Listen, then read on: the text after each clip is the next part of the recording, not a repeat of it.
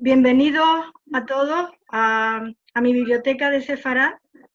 Esto, pues como ya expliqué, algunos pues no lo saben, un espacio virtual que, bueno, surgió en el momento del confinamiento por aquello de que no podíamos ir a las bibliotecas.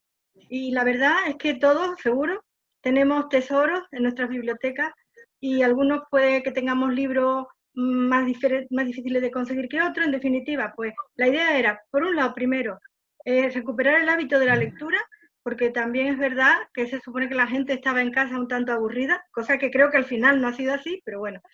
Y además porque la lectura en alto y compartida es algo que yo creo que merece la pena ser recuperada. Le da vida a los libros. Abrimos el libro y le damos voz. Y segundo, pues compartir esa biblioteca entre particulares. Bueno, pues esto es mi biblioteca de Sefarad. Y hoy tengo el inmenso placer y para mí un privilegio y un lujo tener aquí como invitado a Milton Cohen Enrique. Milton es muchas cosas. Realmente presentar a Milton es complicado, ¿eh? Bueno, antes que nada, es un amigo, es una gran persona, es una persona brillante, excelente comunicador y que tiene las ideas, por lo menos piensa mucho y yo creo que tiene muchas ideas muy claras. Él es sefardí, es un sefardí de pro, además con unos antecedentes relacionados incluso con Sevilla, aunque eso ahora no lo vamos a decir, ¿verdad, Milton? Pero pertenece a familias muy importantes desde el punto de vista de los sefardíes y que en su momento también hubo ahí familias judías. Y él ha sido, pues, como él se define, bueno, ha sido ex político, ex embajador, ex directivo, ex presidente, pero ahora ejerce de consultor y también, como él bien dice, que es muy importante, de padre, de esposo, de abuelo y bueno, una persona que realmente nos enriquece con su pensamiento. Entonces yo, de verdad, para mí fue muy, muy importante conocerle y que haya aceptado, porque él escribe, además de en su blog, que os lo recomiendo absolutamente. Ha escrito un libro, que es el que vamos a hoy hablar. Él va a tener a bien leernos algún capítulo, que ya os digo que va a ser precioso. Y luego, pues, iremos comentando entre él y yo, pero también intentaré dar paso a las preguntas, porque se trata, es como si estuviéramos en la biblioteca de verdad. Aquí estamos, y cualquier duda, cualquier cuestión se puede plantear. Y ya me callo y con esto doy paso a Milton, la bienvenida. Y nada, todo tuyo, Milton. Muchas gracias, Pepa. Gracias por invitarme a tu biblioteca de Sefarad, lecturas de pe a pa. Pepa. Es verdad. Y Pepa tiene un ejemplar de mi novela, no sé cómo se ve bien acá porque estamos con el fondo virtual, pero bueno, aquí está, ahí está, y Los cuadernos delirantes de Pedrarias. Es una novela, aunque tomo hechos históricos comprobables, toda la costura de los diálogos y las relaciones son noveladas. Así que cada quien determinará si la lee, qué cosas sucedieron, qué cosas no sucedieron y qué cosas pudieron haber sucedido. En la novela, el personaje de Pedro Arias Dávila, Pedrarias, es una excusa para que nuestro narrador haga un trayecto de elevación espiritual. Don Pablo. Pedro Arias Dávila, en la vida real, fue el fundador de la muy noble y leal ciudad de Nuestra Señora de la Asunción de Panamá, un 15 de agosto de 1519. Así que el año pasado se celebraron 500 años exactos de la fundación de la ciudad de Panamá y fui a Panamá, yo estaba todavía de embajador en España y presenté la novela en una feria de libros que se daba unos días antes del aniversario de la ciudad y el mismo 15 de agosto en la biblioteca del Museo de la Ciudad de Panamá la Vieja, aquella donde están las ruinas del sitio que fundó Pedrarias como la primera ciudad del Pacífico continental o del Pacífico. Realmente Panamá es la primera ciudad fundada por europeos en toda la cuenca del Pacífico. Esto es el lado americano y el lado asiático y australiano también. Y es pues la ciudad más antigua. También es la segunda capital más antigua de América, siendo la más antigua Santo Domingo, capital de la República Dominicana. Entonces, nuestro personaje, Pedrarias Dávila, tenía unas particularidades. Primero, era nieto de un judío converso, así que Pedrarias era sefardita, que antes de convertirse se llamaba Isaac Benazar. Isaac Benazar pasó a ser uno de los favoritos del rey Juan II de Castilla y León, que era el padre de Isabel la Católica y de Enrique IV, su hermano. El señor Isaac Benazar, cuando se convierte, adquiere el nombre de Diego Arias Dávila, probablemente porque venía de Ávila. Sin embargo, Pedrarias nace en Segovia. Pedrarias era nieto de Diego, su padre también se llamaba Pedro Arias Dávila. Algo interesante que empezó a motivar escribir esta novela, no solo saber que Pedrarias, el fundador de la ciudad de Panamá, tenía una estirpe judeo-conversa, sino que, bueno, su abuelo y su abuela eran judíos que se convirtieron, y tuvieron 8 o 10 hijos. Su padre, Pedro Arias Dávila el Galán, se casó con una señora apellido Cota de Toledo, también de familia judeo-conversa. Y Pedrarias se casa con una señora Beatriz Fernández de Bobadilla, que era sobrina, la Marchonés de Bobadilla, esposa de Andrés Cabrera, también judeo converso, que era el mayordomo de palacio, primero de Enrique IV y después de Isabel II. Y su esposa, la esposa de Andrés Cabrera, era la mejor amiga de Isabel. Era la mejor amiga de Isabel y tiene que ver con que en un momento dado, en la lucha dinástica entre Isabel y su sobrina Juana, apodada la Beltraneja, por lo que eran partidarios de Isabel, finalmente Andrés Cabrera asuma el bando de Isabel cuando lo que Enrique IV quería era que le sucediera a su hija Juana. Le decían la Beltraneja porque a Enrique IV le apodaban el impotente y las malas lenguas decían que la niña Juana era hija de la esposa del rey, pero no con el rey, sino con su valido Beltrán de la Cueva. Por eso entonces le decían la Beltraneja para señalar su origen bastardo y que no tenía pues el linaje del rey Enrique y por lo tanto la heredera al trono debiera ser Isabel. Lo que acabó sucediendo. Así que nuestro personaje se casa también dentro de un linaje judeo converso, al igual que lo había hecho su padre con su madre, al igual que lo eran sus abuelos. Entonces, allí empieza la parte novelada para decir, oye, de repente Pedrarias no solo era de familia judeo conversa, sino que era un cripto judío. Seguía practicando en secreto. Otro elemento también histórico es que el tío de Pedrarias, Juan Arias Dávila, que era el obispo de Segovia, lo declaró su heredero universal. Entre todos los sobrinos, que había muchos, declara a Pedrarias, cuando éste tenía unos 13 o 14 años, su heredero universal. Y su tío Juan había estudiado en Salamanca y uno de sus profesores era un rabino converso. Así que también ahí encontré algo donde me permitió construir para la novela la posibilidad de que el tío Juan hubiera sido cripto judío, cabalista, y habría iniciado a nuestro Pedrarias en el misticismo judío, que es la Cabalá. Pedrarias era un hombre valiente, probado en batallas. Y habían cosas interesantes. Cuando él conquista la ciudad, una ciudad en Argelia, que no es Bujía, y ahorita mismo se me escapa el nombre.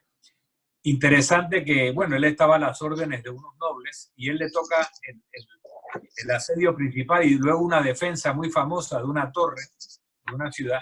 Y lo que él pide como botín, y le dan, era el barrio judío y la carnicería, la zona de Matarife.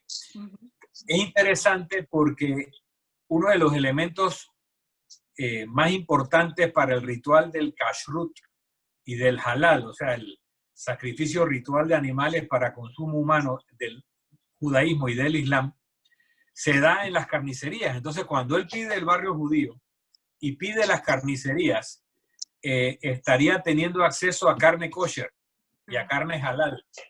Y esto pues que es un hecho que tal vez pareciera inocuo y tal vez lo que eran las carnicerías era una fuente de renta, a mí me da como un elemento adicional para construir esa idea de que Pedrarias tal vez era cabalista.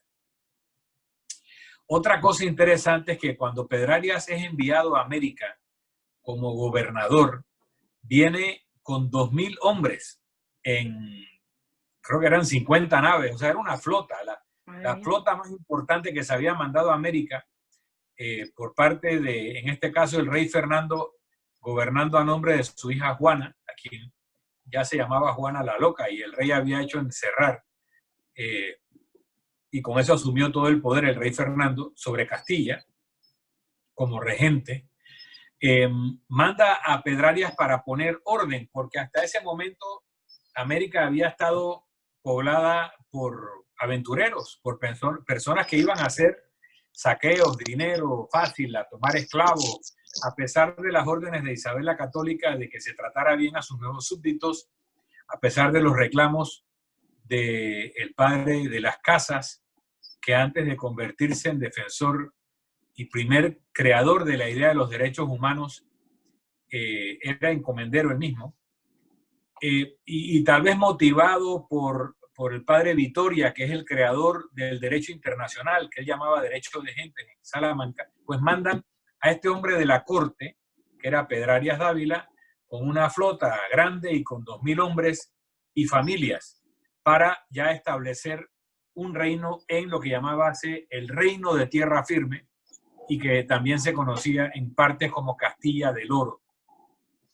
Una parte anexa a Castilla del Oro era el Ducado de Veraguas, que era una de las pocas cosas que le quedó a Cristóbal Colón, era el título de Duque de Veraguas, que todavía sus sucesores mantienen, y es una región aquí en Panamá, en el centro del país, que llamamos nosotros provincia de Veraguas, donde casualmente vive una hija mía. Pues bien, Pedrarias Dávila cuando viene a América era un hombre maduro, no era ningún muchachito, probablemente estaba en los 60 a 70 años de edad, que en esa época era una persona ya anciana, pero era muy vigoroso. Sin embargo, a pesar de que Pedrarias sobrevive unos 20 años acá en América, entre Panamá y finalmente Nicaragua, donde muere como gobernador, hay libros dedicados a las enfermedades de Pedrarias. Pedrarias se enfermaba constantemente. Estamos hablando de un territorio tropical, lleno de malaria, de fiebre amarilla y de otro tipo de males que diezmaron a las poblaciones que venían de Europa, y Pedrarias sobrevive hasta los 90 y tantos años. Entonces, yo dije, estas enfermedades tenían que ser ficticias, tenían que ser excusas que se daba Pedrarias para poder practicar ciertos ritos de la religión sin ser molestado. Y así eso me ayuda a construir una novela alrededor de ciertos hechos históricos que yo le doy una interpretación. Otro elemento es que la ciudad de Panamá, él la nombra, como dije al principio, la muy noble y leal ciudad de Nuestra Señora de la Asunción de Panamá. Pero en hebreo, eso fue la segunda cosa que me hizo escribir la novela. Lo primero, encontrar un linaje judío del fundador de la ciudad de Panamá. Pero lo segundo es que hablando con un rabino, él me explicó que Panamá, escrito en hebreo, se podía leer Panamá y se podía leer Penimá. ¿Por qué se puede leer de ambas formas? Porque en hebreo se escriben las consonantes, pero se pueden escribir o no las vocales, que normalmente son rayas o puntos debajo de las consonantes, y que si se escriben la palabra sin consonantes, el lector debe saber cómo se lee la palabra. Por eso el tetragramatón, el nombre de Dios, que está escrito solo con las consonantes, tiene múltiples formas de leerse, porque al no tener vocales, queda abierta la posibilidad a ponerle las vocales que uno crea, ¿no? Entonces, en este caso, Panamá se escribe con el equivalente en hebreo de PNM, pero las vocales se pueden poner y leer Panamá o Penimá. ¿Qué significa Penimá? ¿Cuál es la importancia de Penimá? Que significa de mis entrañas, de mi interior. Y en Cábala se estudia que cuando se da la dispersión de la luz primordial por la ruptura de las vasijas y quedan rodeadas estas chispas por kelipot, por estas costras que envuelven y ocultan esa luz, todos los seres vivos quedamos con una chispa adentro de nosotros.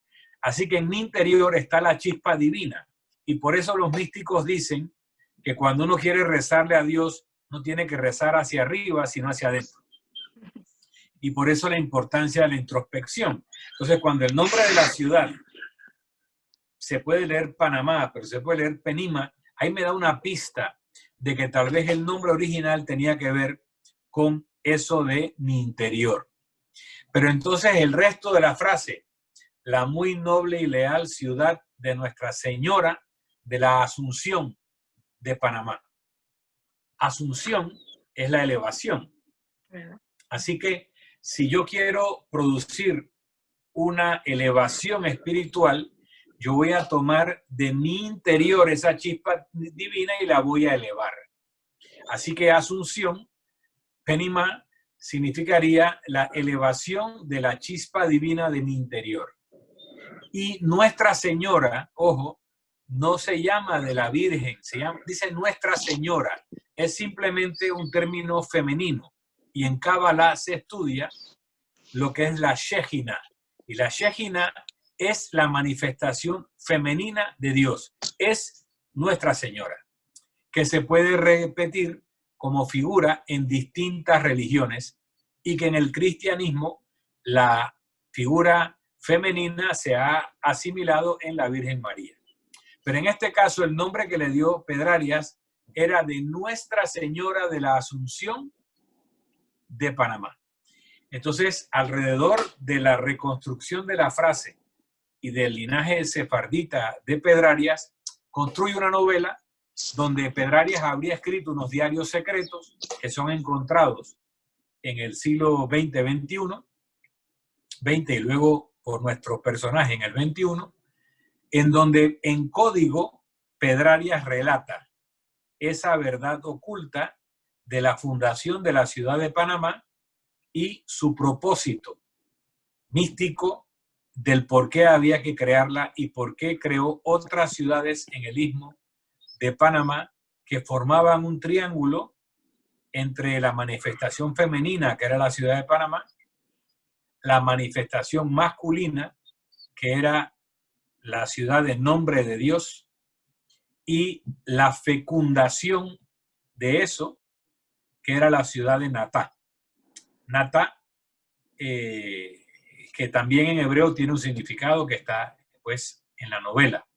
Y como nombre de Dios también lo podemos interpretar en la novela. Les acabo de decir que el tetragramatón no está claro cómo debe pronunciarse. Entonces en hebreo, cuando uno tiene frente a sí las 4 letras del tetragramatón, no lee el nombre porque sería probablemente incurrir en la violación del mandamiento que dice no dirás mi nombre en vano.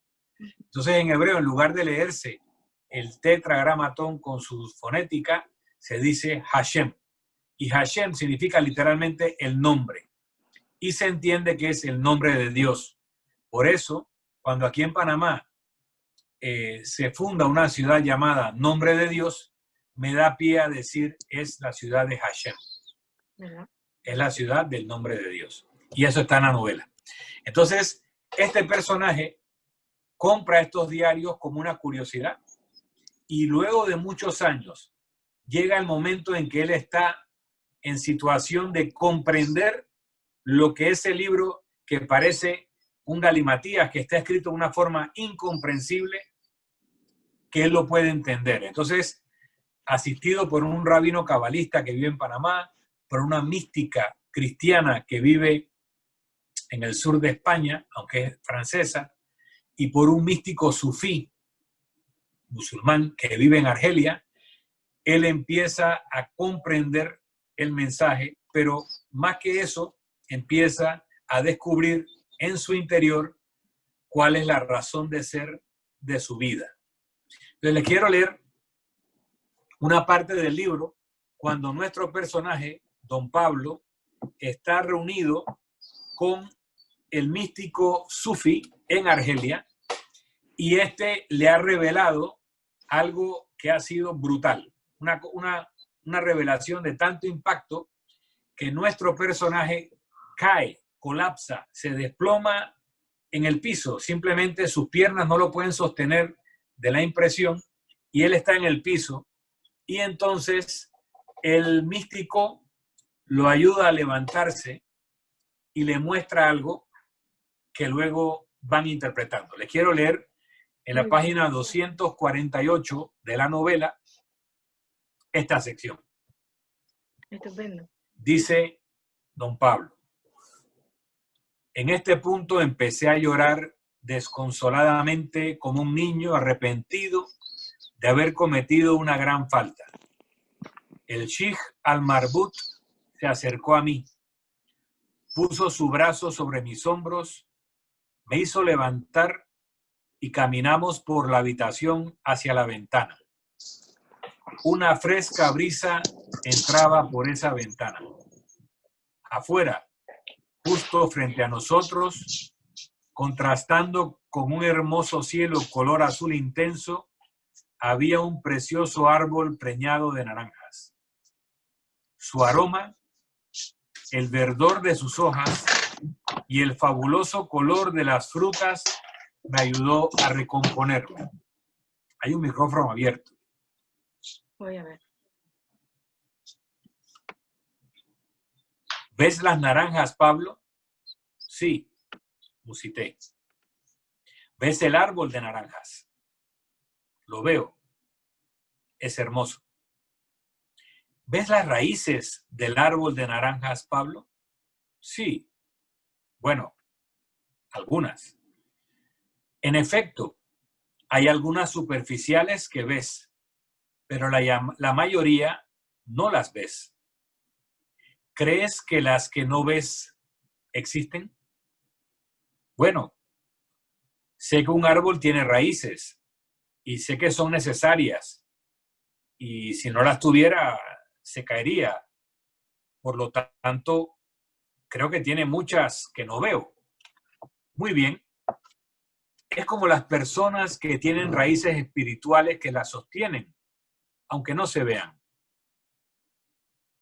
¿Y crees que la naranja es ella misma o es parte del árbol? Bueno, ahora mismo es parte del árbol. Si la arranco, no. ¿Estás seguro? Bueno, lo ha sido, pero si la arranco ya no lo será, ¿no es así? Si alguien te corta la mano, ¿ya no es tu mano? Bueno, pero mi mano no es un fruto. Los frutos caen aunque no los arranquen. Es como el cabello. Si se cae un cabello tuyo, ya no es tuyo. Bueno, sí, pero ya sería basura, creo. ¿Sabes que dentro de cada célula de ese cabello existe la información genética para hacer a alguien idéntico a ti? Conoces la clonación, ¿verdad?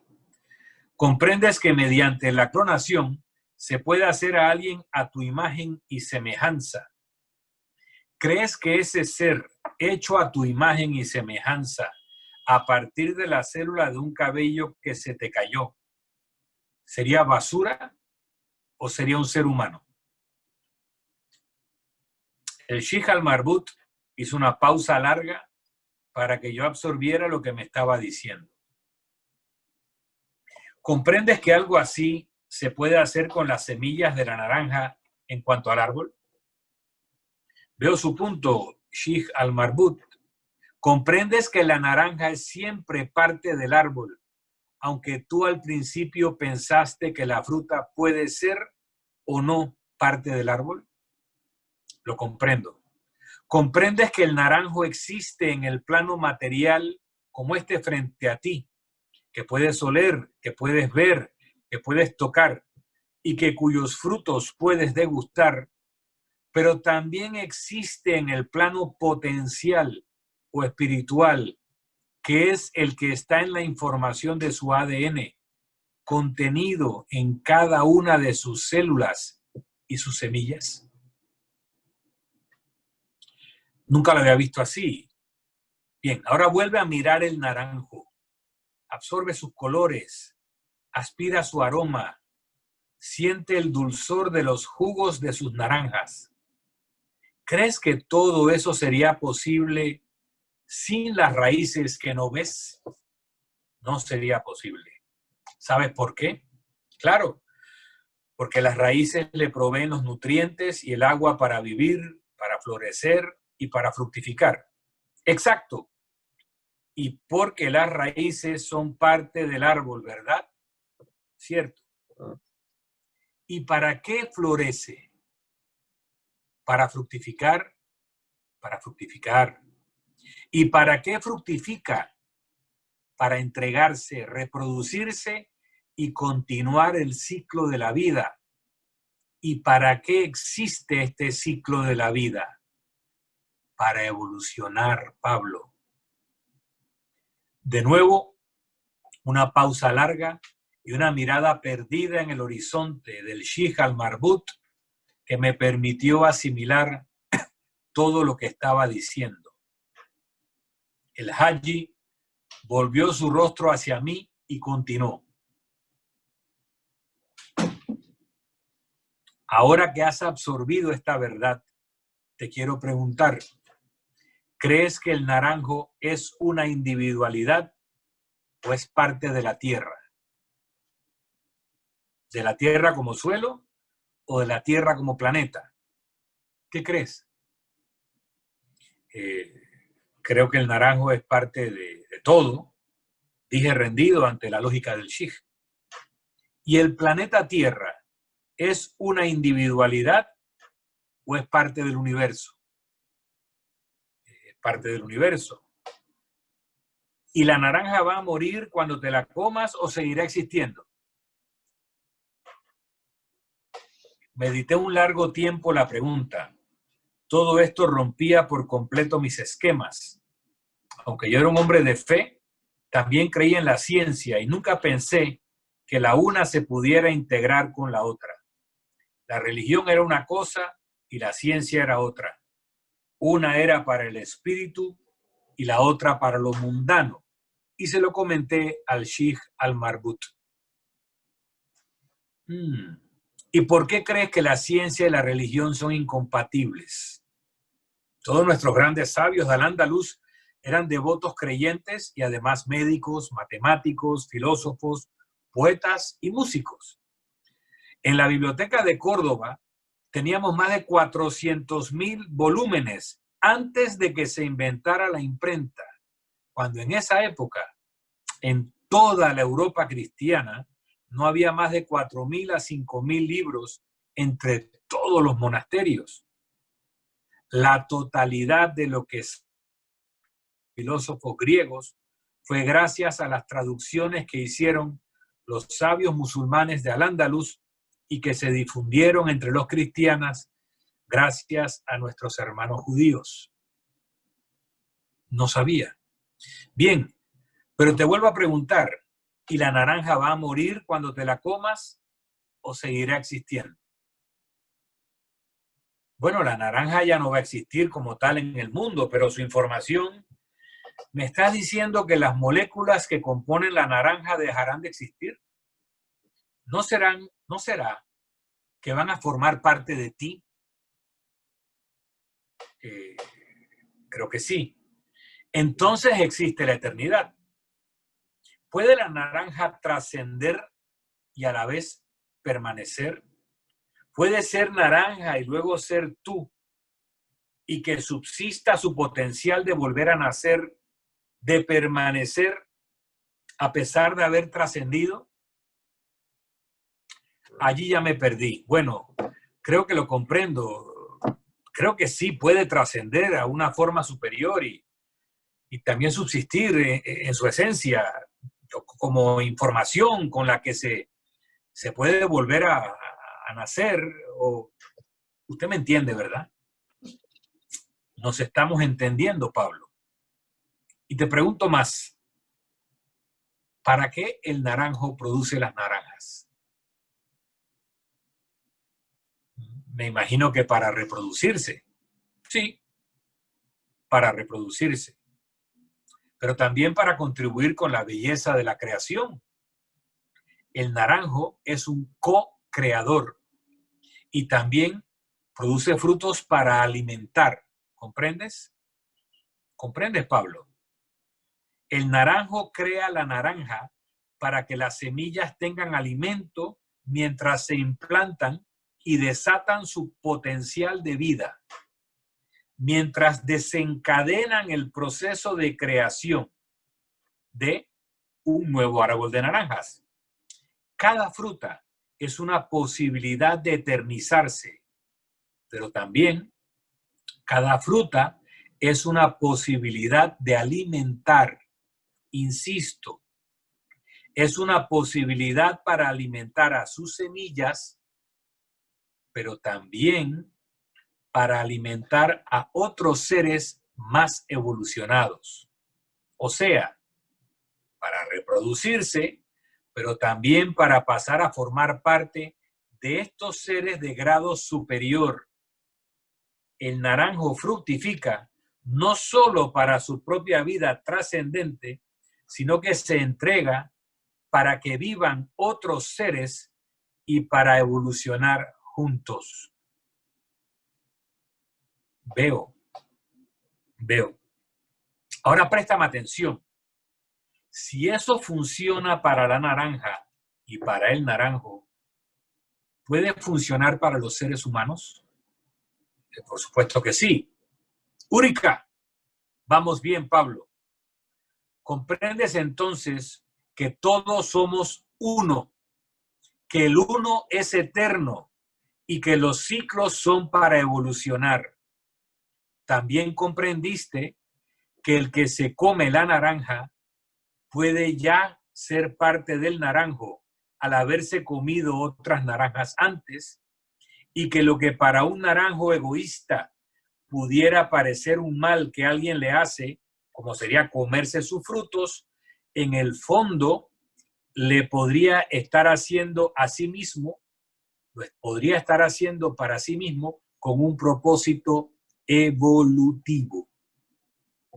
Ahí me perdí del todo. Dije bastante confundido. La verdad es que no comprendí todo esto último en absoluto.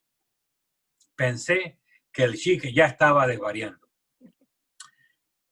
Ya lo comprenderás.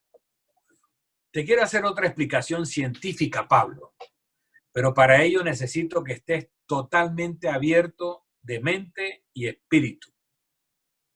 Nosotros nos ayudamos con la música, ya que junto a la danza son grandes herramientas para el logro de la armonía.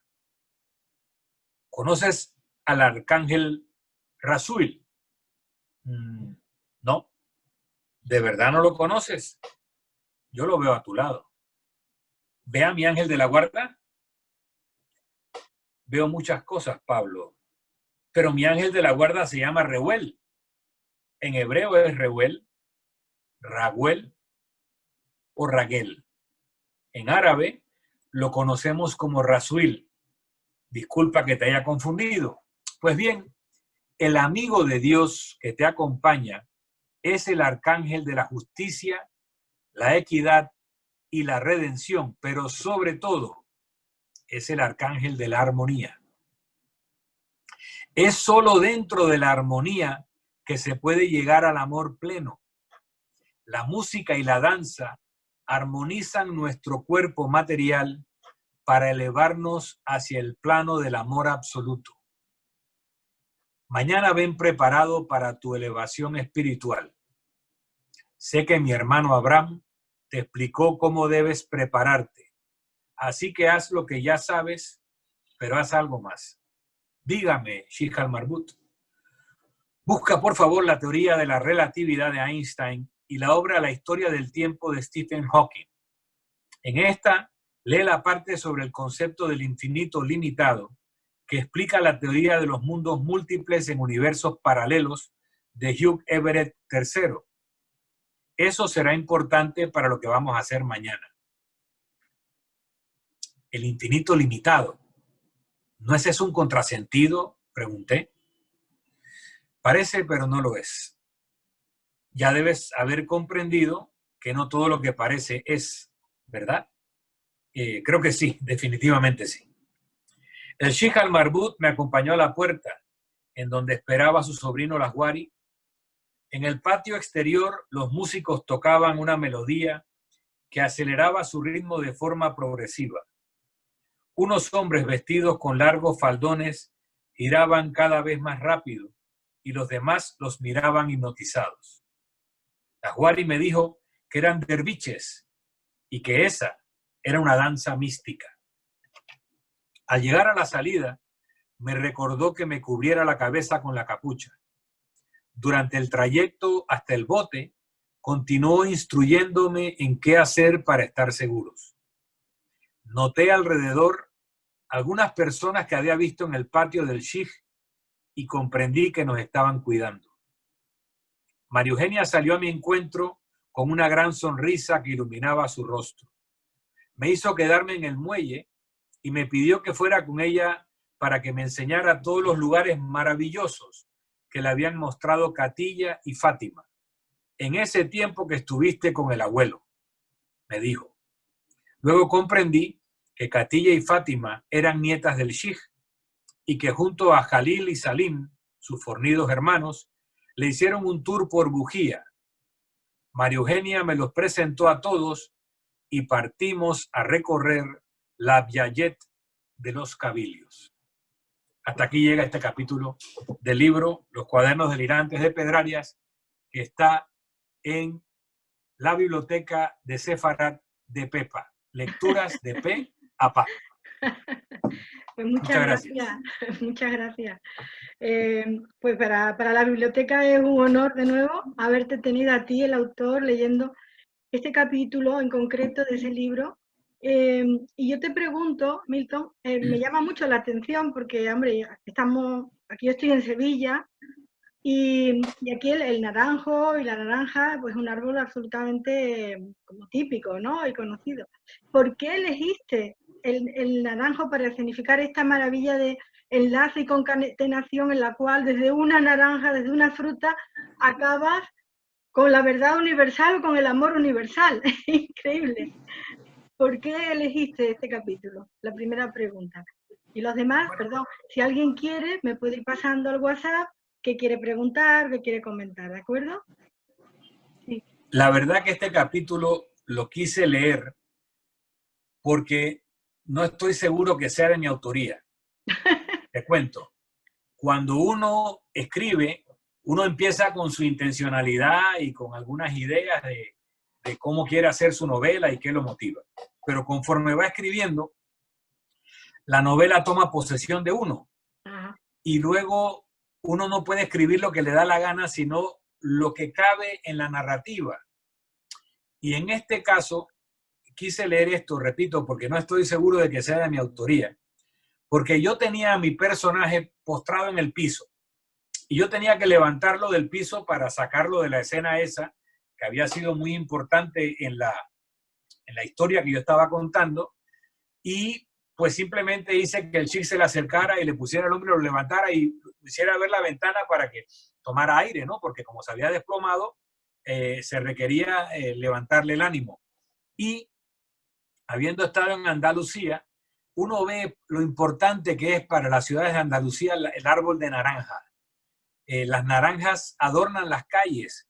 El patio de naranjas de la Catedral de Córdoba, que antes fue la gran mezquita de Córdoba, pues ese patio de naranjas es muy andaluz y muy propio de los moros. O sea, lo que adornaba la gran mezquita de Córdoba en su patio central eran naranjos. Y tiene que significar algo, ese naranjo. Además que es hermoso. Y esa combinación de colores, el azul del cielo, el verde del follaje, el color de la naranja, el aroma, tenía que ser algo que despertara a don Pablo y lo sacara de esa postración. Y a partir de esa excusa de mirar el árbol y de reconocer en el Chij, no un sefardita, porque no lo era, pero sí un andaluz. Evidentemente este Chij que vivía en Argelia podía trazar sus ancestros al Andaluz, y lo llega a decir un momento, cuando habla de la biblioteca de Córdoba, habla teníamos. Así que el Chij también es parte de los hijos de España, ¿no? Y esa narración y toda esa explicación de la semilla del árbol fue fluyendo conforme yo iba escribiendo. ¿De dónde salió? No lo sé, pero ahí está en el libro y lo he querido compartir con ustedes en este día. Pues a mí me parece, la verdad, maravilloso porque, claro, hay algo que no sabéis, pero que yo voy a compartir. Milton tiene un poquito de origen sevillano. Es decir, que porque él es de Marchena, que tenemos aquí también a otra persona de la familia de Marchena, que bueno, originariamente Marchena es un pueblo de Sevilla, y también tiene otro apellido, Chumaceiro, que pertenece a los que llamaban hombres de la nación portuguesa, que eran los judíos, criptojudíos portugueses marranos, que volvieron a Sevilla, fijaros, volvieron a Sevilla en el siglo XVI, sobre todo XVII. De manera que Chumaceiro, Abraham Chumaceiro, pues fue un señor de estos hombres de la nación, es decir, judíos que eran conocidos como portugueses, pero que estaban aquí otra vez. De modo que me parece asombroso que él, o creo, Milton, que tú has sido capaz de recibir ese mensaje, pero por una vía totalmente, vamos a decir, casi de revelación, ¿no? Y un poco unido a tu origen. Entonces, bueno, yo voy a ver qué preguntas hay por aquí y seguimos comentando. Bueno, una pregunta que dicen es, ¿cómo se llama el libro? Vamos a repetir, ¿cómo se llama el libro? Los cuadernos delirantes de Pedrarias. El libro se consigue por Amazon en papel y en formato Kindle. Y llega a España si lo quieren pedir en papel, o lo bajan por Kindle y lo tienen inmediatamente. Muy bien, mira, perdóname, pero estoy aquí viendo un poquito los mensajes y Adriana Barba nos dice que ya ha salido el libro, es decir, que ya tienes aquí a una lectora y que le ha encantado. Yo estoy de acuerdo con Adriana, yo también me he leído el libro. Es un libro que une unos conocimientos de historia como Milton tiene y además conocimientos, pero también describe la realidad del criptojudaísmo, de ese judío secreto, ¿no? Por un lado, en la persona de Pedraria y de su familia, unes la mística, también tienes conocimientos de mística y le das ese enfoque, ¿no? Que lo hemos visto en este capítulo claramente. Y quería decir también que, como me ha pasado con otras lecturas que he tenido hace poco, y pues, Milton, un poquito te anticipaste también a lo que íbamos a vivir ahora, porque tienes capítulos donde en esa búsqueda de entender lo que pone el libro, hablas de la purificación, hablas de la sanación, hablas de vivir, ¿no? de una manera sana para poder llegar a encontrar la verdad, ¿no? Entonces, cuéntanos un poco cómo, bueno, y perdón, también hablas del nuevo mundo, también hablas de que en la Sefará, como ese faro de luz que queda truncado, esa coexistencia que hubo, estos sabios, ¿no? De los cuales tú has incorporado en tu libro, eso queda truncado por un personaje como Torquemada, pues parece como que de pronto hay una misión que es volver a reconstruir eso en algún sitio. Entonces, crear un nuevo mundo, pero yo creo que tú le das una doble vertiente, ¿no? Cuéntanos. Bueno, en efecto, la novela trata de encontrar una razón de ser para la llegada a América de los europeos, para la fundación de la ciudad de Panamá y de otras cosas que sucedieron. Y también reconoce que la luz atrae fuerzas oscuras también y que hay muchas cosas que no son buenas o que no nos parecen buenas y que suceden y tratar de entender que eso es parte de los procesos de rescate de las chispas divinas que nos explica la Kabbalah. Para el personaje, es un hombre panameño acomodado de las familias aristocráticas o, si quieren, oligárquicas de Panamá, que tiene esta posesión, este libro, como un objeto de colección. No, simplemente le dijeron que era de Pedrarias, tenía un valor, lo compró, pero nunca lo entendió porque estaba escrito en un código. Uh-huh.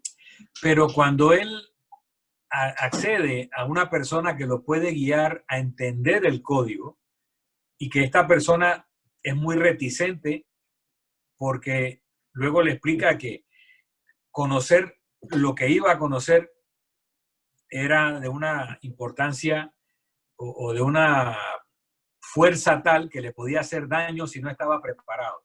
Entonces él tiene que pasar no solo por un proceso de descubrimiento de las claves mediante las cuales descifrar el texto, sino que tiene que pasar por un proceso de purificación espiritual para que esa verdad que él va a encontrar no le haga daño. Entonces se cuenta en la novela algo que es una tradición real en el judaísmo, que en el estudio de la Cábala, primero, no se debe enseñar Kabbalah a nadie menor de 40 años. Y no se hace, porque no tiene la madurez, primer elemento. Segundo, porque tiene que tener alguna preparación o educación religiosa previa para poder comprender cosas, porque la Kabbalah se escribe en código, todo es alegoría, todo es un significado profundo que no es aparente.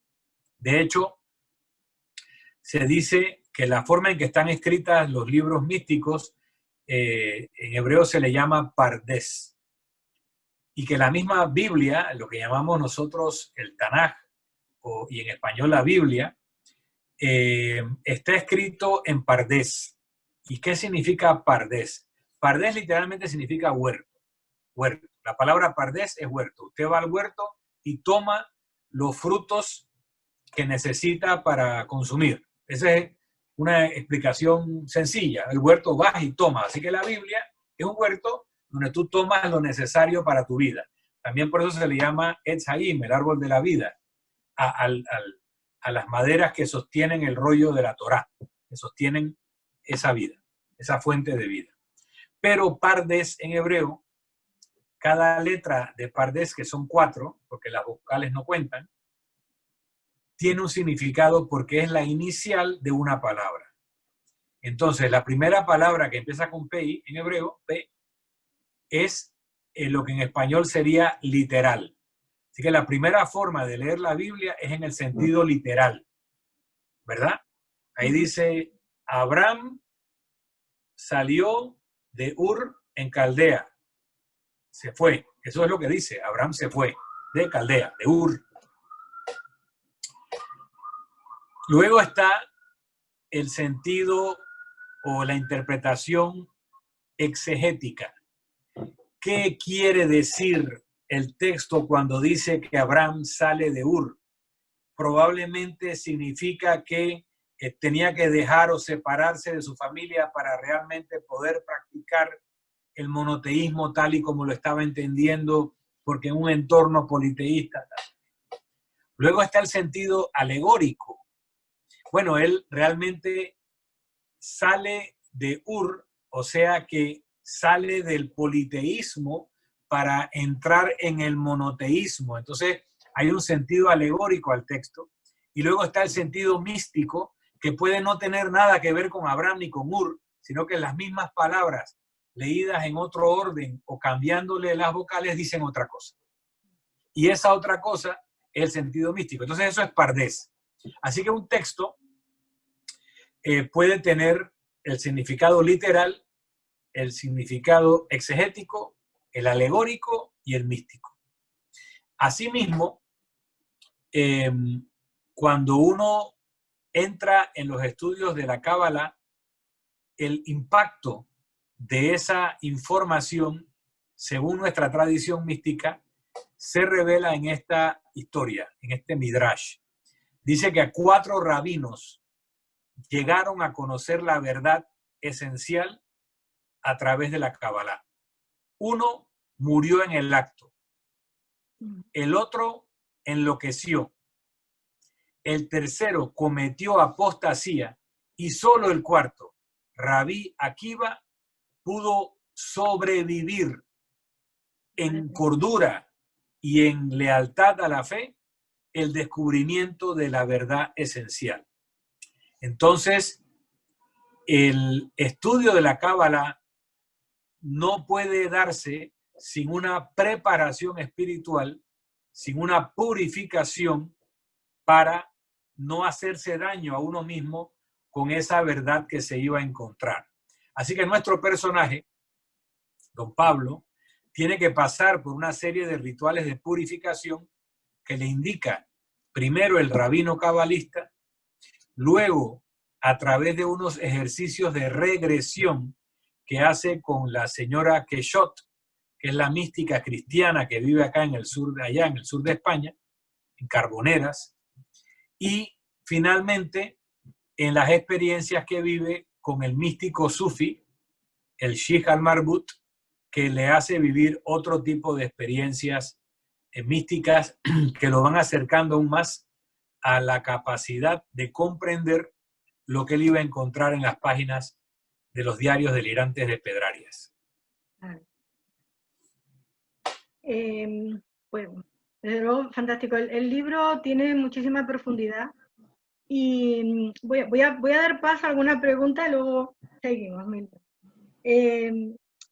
Me dicen que cuánto tiempo y cuál fue la forma de investigación, cuánto tiempo empleaste, te llevó y qué sistema de investigación utilizaste, si vas investigando mientras escribes o tienes todo preparado antes de escribir. Esto me lo pregunta Alejandra.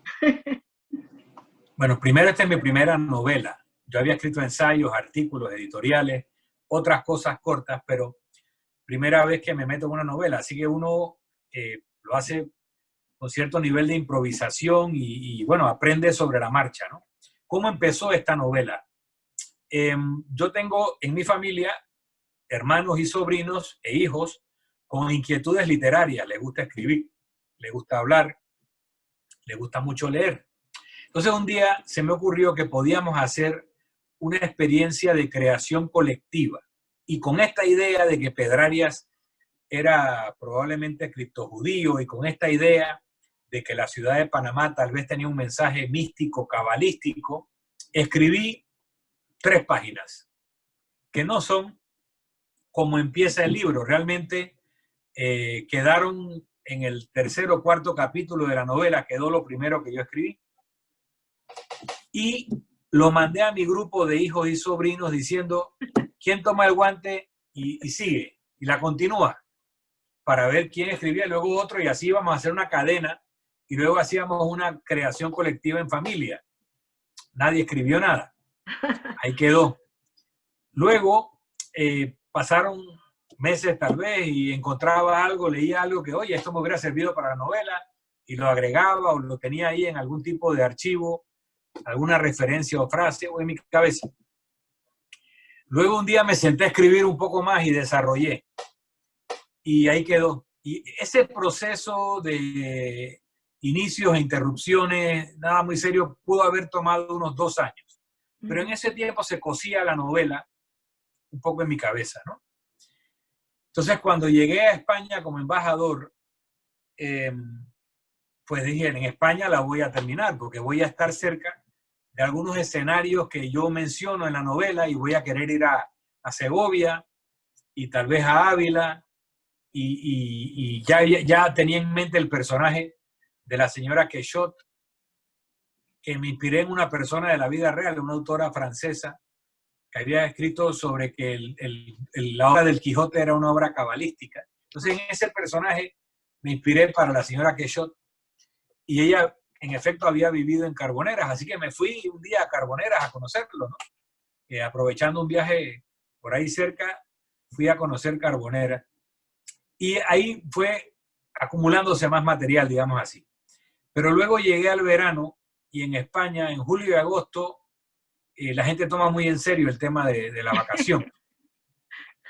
Y baja muchísimo la actividad en la embajada y tenía realmente noches libres, tardes libres, porque ya no hay cócteles, ya no hay eventos, nada, porque no pasa nada o casi nada fuera de horas de oficina. Pues las horas de oficina atendía el despacho, pero fuera de horas no había mayores compromisos, así que empecé a escribir.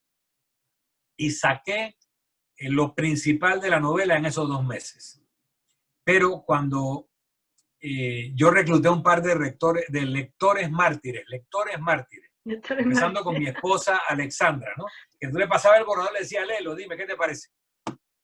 Y yo había escrito tan denso, tan concentrado en el mensaje, en lo místico, que la primera reacción de mi esposa fue, esto no se lo va a leer nadie, esto está muy denso.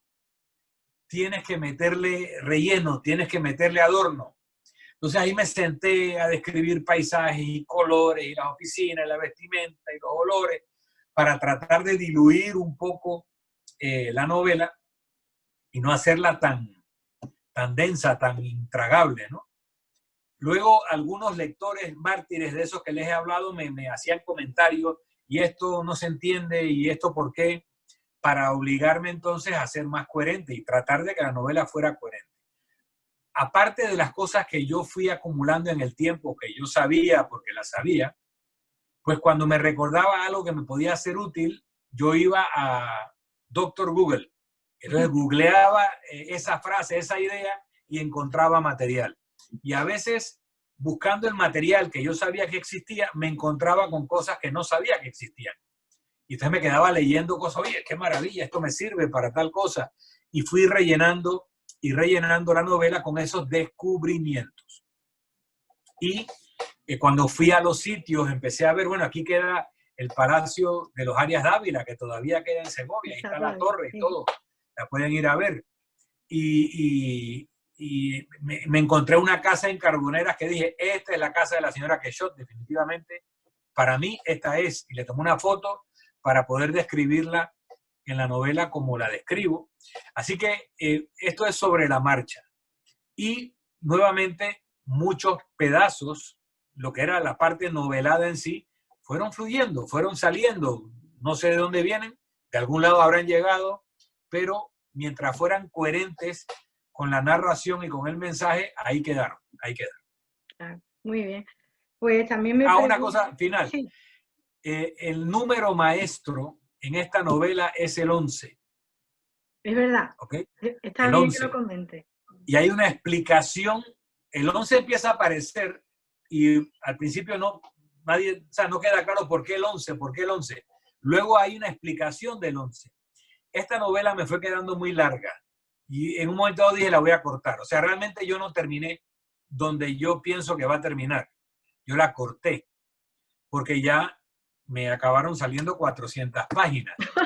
Y esto, pues, no es cualquiera que se lo va a querer leer. Imagínense si la termino.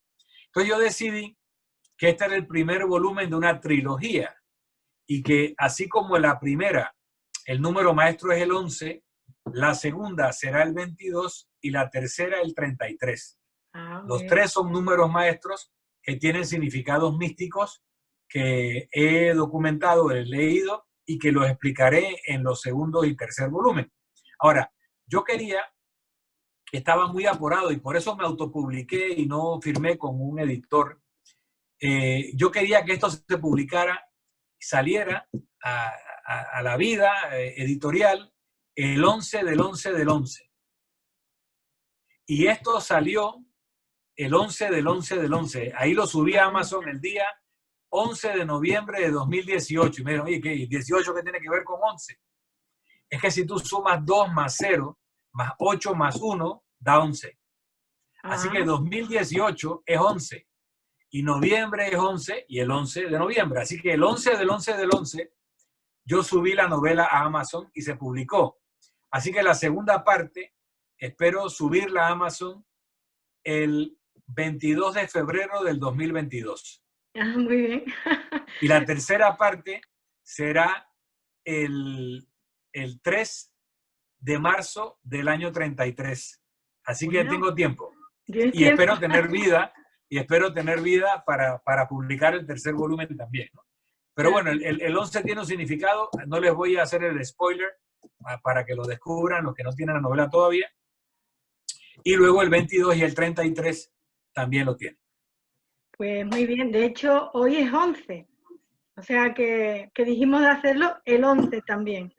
Pues por eso cuando me propusiste fechas, yo te dije el 11 a las 11. El 11 a las 11 de Panamá. A las 11 de Panamá. A las 11 horas de Panamá. Pues otra pregunta, María Elena pregunta que si tú has estudiado realmente la cábala, si eres un estudioso de la cábala y de la Torá. Yo soy un aficionado a leer sobre la cábala, pero yo no soy un cabalista. Y eso es una gran diferencia. Ajá. Yo leo e investigo sobre el misticismo, pero no soy un místico. Vale. Y trato de transmitir lo que he leído a través de escritos, en este caso de la novela, o a través de conversaciones como la de hoy, porque creo que es un conocimiento que merece ser compartido. Así que sí, me encanta leer sobre religión, todas las religiones, sobre misticismo, todos los misticismos, y en particular me interesa la cábala porque es el misticismo de la religión dentro de la cual he nacido. Ajá, estupendo. Bueno, yo quería comentar que nosotros no nos hemos puesto un límite a la reunión, evidentemente que en un momento dado nos callaremos, pero sí que creo que merecía la pena que tengamos tranquilidad para comentar. La verdad es que estamos en familia, de manera que es fantástico. Y mientras tú te prestes, tampoco vamos a demorarlo demasiado, pero yo sí me gustaría explorar otro aspecto de tu novela, Milton, y es cuando en esta idea de que ese faro de luz que fue Sefarad, que se queda truncado, que hay que buscar ese nuevo mundo, y hay un concepto de salvador, ¿no? De que el mismo Pedrarias, de alguna forma, es salvador, pero yo no puedo dejar de comentar la cuestión de quién acaba también yendo para América, este nuevo mundo, y que también se llama Salvador, ¿no? Que según en tu novela, pues habla de Cristóbal Colón. Entonces, ese juego entre Salvador de nombre, a mí me gustaría que nos lo comentaras un poquito, que ampliaras un poco ahí, porque es otro aspecto muy, muy interesante de la novela. Bueno, primero les quiero proponer que nos quedemos hasta las 1:30, o sea, claro, unos 17 minutos más, y así liberamos a todo el mundo aquí en este lado del charco. Evidentemente, no vamos a estar toda la noche. ¿Verdad? Y allá ustedes puedan aprovechar la noche. Claro que bueno, sí. les cuento que dentro de mis lecturas, pues todos esos personajes de esos siglos de oro y de ese medievo y ese renacimiento que tenían ancestros judíos o que podían tenerlos son objeto de mi atención, me interesa, sobre todo los españoles.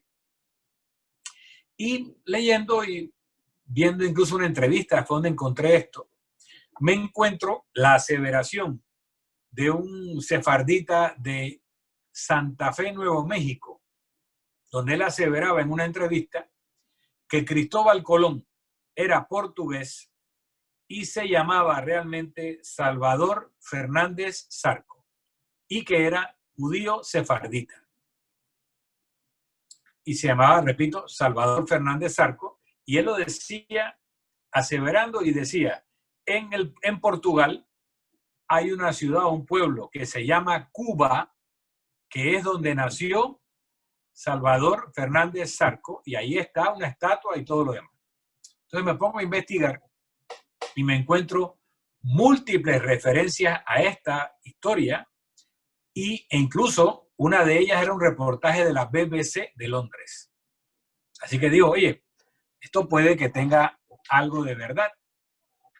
Según esta historia o esta versión, Salvador Fernández Zarco era un portugués sefardita nacido de una relación entre una mujer judía, hija del almirante González Zarco, que existió este almirante y que fue el descubridor de Madeira, de las islas de Madeira para Portugal, con un noble que era don Fernando, duque de Beja, si no me equivoco, que era hijo del rey de Portugal y hermano del futuro rey de Portugal, que estaba casado con una noble, pero que en una relación extramarital con esta señora judía tiene a este hijo que se llama Salvador Fernández, porque Fernández significa hijo de Fernando, Zarco o Zarzo, por el apellido de la madre. Bien, y eso es lo que documenta la historia. Interesante, y si ven en el libro van a ver reproducciones, pero esto lo pueden buscar. Vamos a ver si aquí se puede ver. Vamos a ponerlo en forma que puedan... La sinagoga del tránsito. Sí, la sinagoga del tránsito se come el libro. A ver si yo puedo. ¿En qué página está? Sube, ¿En qué página? busca la página 220, por favor, Pepa. Vale. En la página 220 hay dos documentos firmados por Cristóbal Colón. Sí, a ver si se ve. ¿Se ve? Y en un círculo, ahí está un signo que ponía a Cristóbal Colón al lado de su firma. Si ustedes leen en la pantalla de Pepa, esa firma, abajo, la última línea dice XPO Ferenc Colón, la raya atravesada, ¿verdad? XP significa Cristo. Ferenc significa portador. Eso es lo que en español se dice Cristóbal, pero en griego, Cristóferens es el portador de Cristo. Entonces, él no firmaba Cristóbal, firmaba Cristóferens, primer elemento. Y la diagonal significa colon. Ustedes ven, ¿sí? Lo ven de nuevo. La diagonal en cualquier teclado de máquina de escribir, eso se llama colon. Como la A envuelta en un círculo se llama arroba. O sea que Colón, él lo firmaba con la diagonal. Que aparentemente es un signo antiguo, como la arroba es un signo de medida de peso, que se podía leer Colón. Arriba de eso, Cristóferens Colón, aparece una S, una A, una S, una X, una M, una Y, que era una clave y que la gente decía, esa es la firma en clave. Pero todo eso es un despiste. Yo quiero que ustedes miren lo que está envuelto en un círculo. Ese signo que se repite en la firma de abajo, si subes el documento de abajo, ya no es de Cristóbal, sino de Hernando, su hijo. Ese también lo tiene en la esquina, porque Cristóbal Colón le impuso a su familia ese código. Ahora en la página anterior, pasa a la página anterior, la 219, está esa firma descompuesta en los tres signos que la componen. El signo que está primero es lo que está en el círculo. Y eso se descompone en una S, en una F y en una Z. Y ese es el nombre, Salvador Fernández Zarco. Y eso está en los documentos de Cristóbal Colón. Además de eso que les estoy diciendo, ¿cómo se llama o cómo llamó Cristóbal Colón a la primera isla a la que él llega en América? La que los indígenas llamaban Guananí, San Salvador, porque supuestamente lo salvó del amotinamiento, pero lo que acababa de hacer era ponerle su nombre, Salvador, a la primera isla. ¿Cómo se llama la isla más grande que él descubrió en el Caribe? Cuba, como el pueblo donde él nació. según esta historia. Entonces, la novela desarrolla este concepto del nombre real de Cristóbal Colón y su verdadero propósito. Todo esto ustedes lo buscan y lo encuentran, el nombre, la firma, todo lo pueden encontrar. Eso yo no lo inventé. Esta historia la estoy relatando. Yo hago un desarrollo místico sobre el significado de la palabra Salvador en hebreo y en el cristianismo y cómo se descompone el nombre de Jesús en hebreo y qué significa, y eso se los dejo para que lo lean en la novela. Pero les quiero transmitir que cuando ustedes buscan los anales del primer viaje de Colón, apenas él regresa a la península ibérica, ustedes van a comprobar que él no se va directo a Valladolid o a donde sea que estaban los reyes católicos. La primera corte que él visita es Lisboa. Él primero se reúne con el rey de Portugal y después va a donde los reyes católicos. Eso está en la historia, está documentado. La primera carta él no se la manda a los reyes católicos. La primera carta se la manda a el que lo financió realmente, que era Luis de Santángel. Santángel era un judío converso, era el tesorero de los reyes católicos y es el que financia el viaje, como es el principal financista de la conquista de Granada también. Y dice la novela, algo que también lo pueden comprobar, que cuando se da el decreto de expulsión, se pone una fecha luego de la cual los judíos que no se convirtieran al cristianismo tenían que salir de España. En la corte, así como estaba Luis de Santángel, y no sé si todavía vivía Andrés Cabrera, los reyes estaban rodeados de judíos conversos. El médico de la reina Isabel, que le hizo dar a luz o embarazar tantas veces, también era judío y así. O sea, ellos estaban rodeados de judíos que ellos querían que se quedaran. Y los reyes les convencen que se conviértete para que te quedes. Porque a diferencia de otro tipo de antisemitismo, no querían matar a los judíos, los querían convertir, pero querían que se quedaran. El confesor de la reina, Talavera, era judío converso y también de familia judeoconversa era Torquemada. Y Talavera, que creía en la conversión de los judíos, no creía en el método de Torquemada, de la conversión forzosa, y trató de convencer a la reina de que no lo hicieran por la fuerza, sino por amor. Pero bueno, se impuso Torquemada y uno de esos judíos de la corte, que era portugués, de origen portugués, que se llamaba Isaac Abravanel, y aquí hago un paréntesis. En ese tiempo, la nacionalidad no es como la sentimos hoy en día, de que tú eras nacional del país donde naciste. Tú eras leal al soberano al que te ofrecías o entregabas. Así que Magallanes también era portugués, pero hizo su viaje a nombre de los reyes católicos, de los reyes españoles, ¿no? Ya no, creo que era Carlos o Felipe. Carlos V, o primero de España, o Felipe II. Para quien Magallanes hace el viaje de circunvalación y lo termina Elcano, que sí había nacido en España. Pero bueno, tú podías haber nacido en Portugal y servir a los reyes católicos, a los reyes españoles. Así que Isaac Abravanel, a diferencia de Abraham Senior, que hoy era otro rabino importante en la corte, que sí se convierte y adopta el nombre de Fernán Núñez Coronel, Isaac Abravanel no se convierte, pero le manda una carta muy fuerte a los reyes católicos, increpándolos por haber hecho esa conversión forzosa, y les dice, más bien les exige que cambien la fecha, y les pide que muevan la fecha a 3 semanas, un mes posterior a la fecha que ellos habían establecido.